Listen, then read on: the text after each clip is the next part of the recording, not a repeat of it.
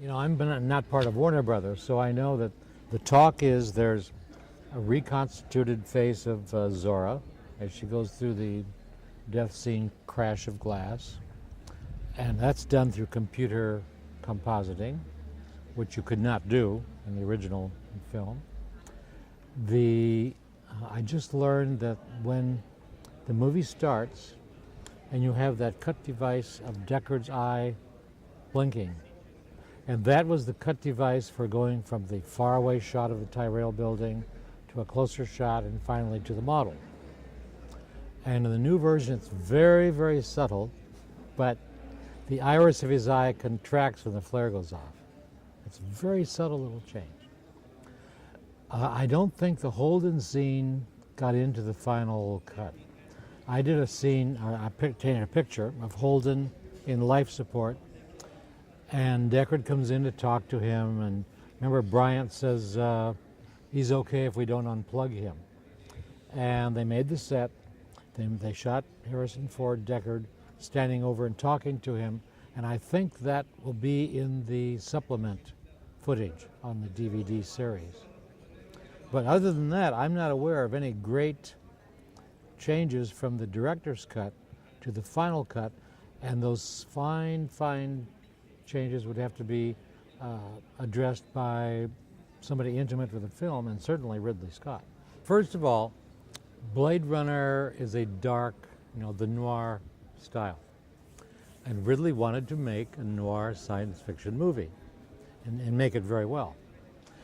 And in second release, in theaters, you have the first release premiere, then you have a second release, and it was paired with Mad Max, the first movie for. So then what happened was the VHS technology became a public appliance that you could buy. Blade Runner was on the top rental VHS tape for almost a month in the United States. I don't know about the rest of the world. What that did was to expand the Blade Runner, mystique horizontally through a new, an early adapter, people that had the VCRs, and that's where it started. If the VCR had not been invented until 10 years later, Blade Runner would probably not be the film it is today in terms of popular appeal, because the appeal went horizontal through the certain age group, and it kept growing from then. So the VHS technology is what really launched Blade Runner's second stage. And other than that, the story itself is completely immersive. When you're watching that film, you are in another world. All the details are correct. The mood, the social drama, the story is locked into this world, and it's totally immersive. It's very, very convincing. Being ahead of time, Blade Runner was done with then optical technology. There was no digital. The special effects were essentially optical, and Doug Trumbull deserves an enormous amount of credit for his technique. Tron was the first film to have more than 25 minutes with computer animation. And the reason it looks like it does is that that was absolutely all they could do. That was the limit of computer imaging technology at that time. Now you can do better digital technology on your laptop computer. And I think the reason they've persisted is because the stories were very solid. They were relevant to themselves, so they had an internal logic to the story.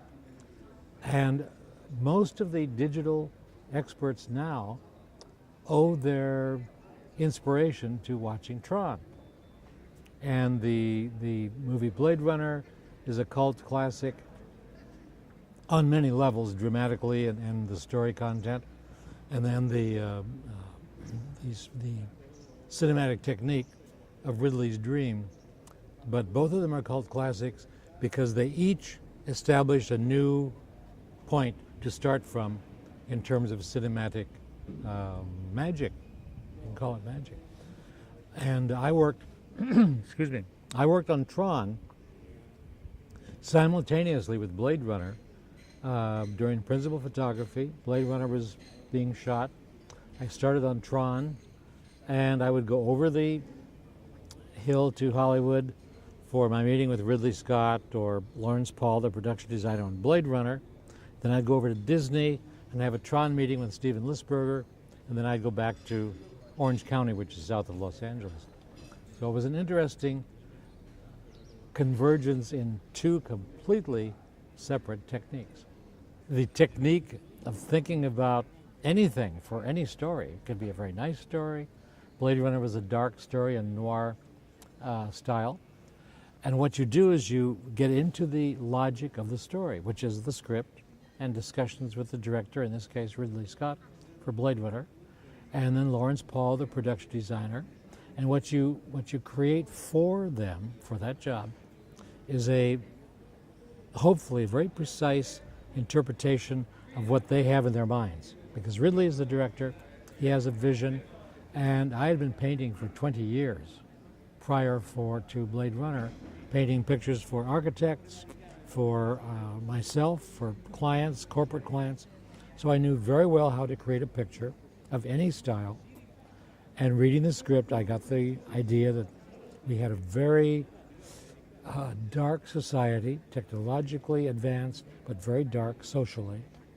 And that gave me the idea to put in buildings with closed facades, sort of dim lighting, a very, very nasty environment. If I was working on a picture where it was a beautiful world, and I have done that, it would be completely different. The sun's out, there's families playing on the grass, the cars are all nice and shiny, and it would be completely different, just because the story is different. So it's the story.